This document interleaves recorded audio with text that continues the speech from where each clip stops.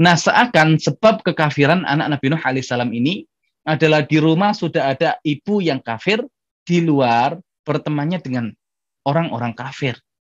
Maka seakan kalau kamu tidak bersama orang kafir, wahai anakku, masih ada kemungkinan kamu beriman. Nah, makanya ketika Nabi Ibrahim tidak berhasil mendakwahi ayahnya untuk beriman, maka yang beliau lakukan adalah mendakwahi masyarakatnya agar beriman. Minimal, walaupun di rumah ada sosok yang kafir, di luar itu lingkungannya sudah lingkungan iman, maka aman nanti. Ya, anak-anak bisa tumbuh kembang ya di lingkungan yang seperti itu.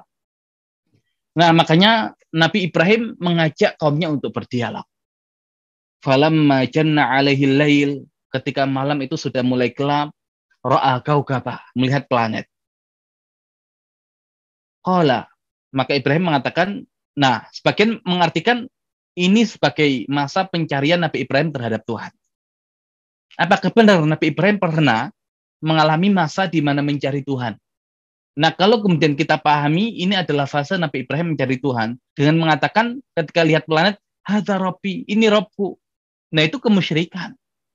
Dan mustahil seorang Nabi itu melakukan perbuatan kemusyrikan walaupun ketika itu bisa jadi belum jadi Nabi, tapi mustahil. Karena mereka itu maksum, Allah jaga. Maka yang benar, kalimat ini diucapkan oleh Nabi Ibrahim di hadapan kaum-kaumnya. Ya, kemudian beliau ketika mengatakan itu dengan nada pertanyaan. Ketika melihat planet, hadza Rabbi, ini Tuhanku. Falamma afala qala la uhibbul afilin. Ketika planet itu terbenam, hilang, saya tidak suka dengan sesuatu yang hilang. Berarti bukan ini bukan Tuhan. Ya, jadi ini seakan Nabi Ibrahim ingin meluruskan cara berpikir kaumnya. Karena masyarakat yang tidak beriman itu masyarakat yang hilang akalnya.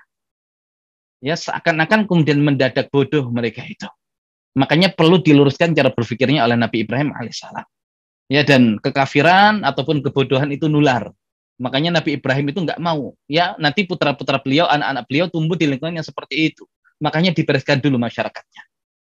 Nah, falamma ra'al qamar bazighan, maka tatkala beliau melihat bulan itu mulai terbit, qala hadza rabbi.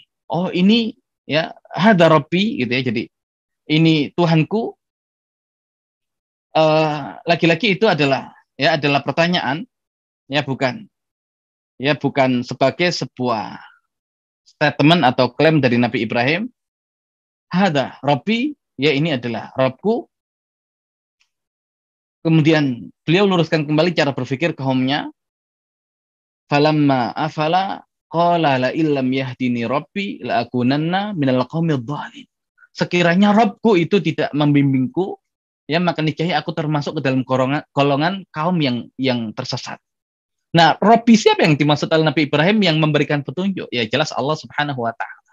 Ya, tapi ini lagi-lagi ya ketika melihat bulan yang mulai terbit, hadza Rabbi itu untuk menegaskan atau menanyakan ya kepada kaumnya.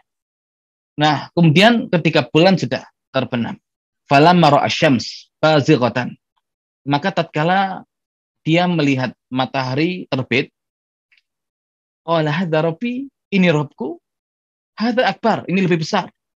Falamma afalat, maka tatkala matahari itu terbenam, qala ya qaum, Nabi Ibrahim mengatakan wahai kaumku. Nah, bukti kalau ada kaumnya di situ. Jadi itu bukan Nabi Ibrahim sedang mencari Tuhan, bukan. Ya, tapi itu adalah pertanyaan yang dimunculkan oleh Nabi Ibrahim untuk meluruskan cara berpikir kaumnya. Qala ya qaumi inni bari'um mimma tusyrikun. Sesungguhnya aku berlepas diri dari apa-apa yang kalian persekutukan Allah Subhanahu wa taala dengan dia. Berlepas diri. Nah, kemudian ditegaskan, ya setelah dialog itu, inni wajjahtu wajhiya lilladzi fatara samawati wal ard hanifa wa ma ana minal musyrikin. Kalau yang tadi Allah tegaskan, Ibrahim itu bukan seorang yang berbuat kesyirikan, ini statement langsung dari Nabi Ibrahim. Sesungguhnya aku menghadapkan wajahku kepada zat yang menciptakan langit-langit dan bumi, hanifa, aku adalah seorang yang lurus. Wa ma ana minal musyrikin, dan aku bukan termasuk golongan orang-orang yang berbuat kesyirikan. Makanya kalau kemudian Allah tegaskan beliau tidak pernah berbuat syirik, Beliau sendiri mengatakan, saya bukan orang yang berbuat syirik. Kok ada kita menafsirkan, ya beliau pernah melakukan pencarian Tuhan, dan itu konsekuensinya adalah kesyirikan. Nah, baru ketika terjadi dialog antara beliau dengan kaumnya, maka beliau mengatakan kepada kaumnya, surat Al-An'am ayat 81. Wa kaifa akhafu ma asyraktum. Bagaimana aku takut terhadap apa yang kalian persekutukan. Wala takhafuna annakum asyraktum billah. Padahal kalian tidak takut ketika kalian berbuat syirik kepada Allah. Ma lam yunazzil bihi alaikum sultana. Sesuatu yang Allah tidak berikan hujah atas kalian. Fa ayyul fariqaini ahaqqu bil aman. Maka dua kelompok manakah yang lebih berhak mendapatkan keamanan? In kuntum ta'lamun. Jika kalian adalah orang-orang yang mengetahui. Seakan Nabi Ibrahim itu ingin menjelaskan kepada kaumnya. Mereka yang masih kafir, mereka yang masih musyrik, adalah mereka yang tinggal di lingkungan yang belum aman. Ya, karena mudah bagi Allah untuk membinasakan mereka disebabkan kekufuran dan kesyirikan mereka. Tapi mereka yang memperjuangkan iman, dan iman itu punya korelasi dengan aman. Makanya kalau kemudian anak-anak kita ingin tumbuh kembang dengan baik, maka lingkungan yang kita hadirkan adalah lingkungan iman. Dan hasilnya adalah aman. Ya, aman dalam akidah mereka, aman ya karena masyarakat yang beriman mustahil Allah Subhanahu wa taala turunkan azab bagi mereka. Nah, ini perjuangan dakwah Nabi Ibrahim. Ternyata ketika mendakwahi masyarakat, berharap agar masyarakatnya beriman, agar nanti anak-anak beliau itu tumbuh di lingkungan yang beriman, ternyata tidak berhasil juga. Di rumah masih ada ayah yang tidak beriman, di luar lingkungannya semuanya tidak beriman. Bagaimana beliau kemudian berjuang istiqomah untuk menyiapkan lingkungan yang beriman? Akhirnya yang didakwahi adalah rajanya.